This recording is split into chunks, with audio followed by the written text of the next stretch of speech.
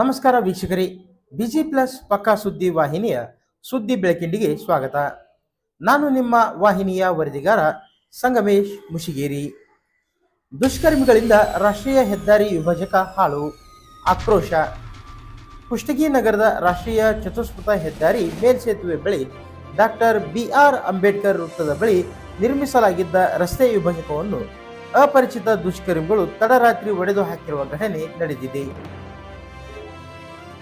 ರಾಷ್ಟ್ರೀಯ ಚತುಷ್ಪಥ ಹೆದ್ದಾರಿಯಲ್ಲಿ ಇಳಕಲ್ ಮತ್ತು ಹೊಸಪೇಟೆ ಮತ್ತು ಸಿಂಧನೂರು ಕಡೆಗೆ ವಾಹನಗಳ ಸುಗಮ ಸಂಚಾರಕ್ಕಾಗಿ ರಾಷ್ಟ್ರೀಯ ಹೆದ್ದಾರಿ ಪ್ರಾಧಿಕಾರವು ರಸ್ತೆ ವಿಭಜಕಗಳನ್ನು ನಿರ್ಮಿಸಿದೆ.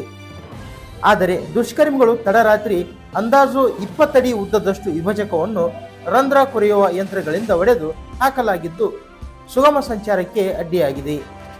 ಪಟ್ಟಣದ ಪ್ರಮುಖ ಪಕ್ಷದ ಮುಖಂಡರೊಬ್ಬರು ಭಾರೀ ಗಾತ್ರದ ವಾಹನ ಸಾಗಣೆಗೆ ಈ ಕೃತ್ಯ ಎಸಗಿದ್ದಾರೆ ಎಂದು ಹೇಳಲಾಗುತ್ತಿದೆ. ಈ ವಿಷಯ ತಿಳಿದು ಆಕ್ರೋಶ ವ್ಯಕ್ತಪಡಿಸಿರುವ ದಲಿತ ಸಂಘಟನೆಗಳ ಕಾರ್ಯಕರ್ತರು ವಿಭಜಕ ಹಾಳು ಮಾಡಿದ ವ್ಯಕ್ತಿ ವಿರುದ್ಧ ಕೂಡಲೇ ಕಾನೂನಿನ ಕ್ರಮ ಕೈಗೊಳ್ಳಬೇಕು ಎಂದು ರಾಷ್ಟ್ರೀಯ ಹೆದ್ದಾರಿ ಪ್ರಾಧಿಕಾರಕ್ಕೆ ಆಗ್ರಹಿಸಿದ್ದಾರೆ ಎಂದು ತಿಳಿದು ಬಂದಿದೆ.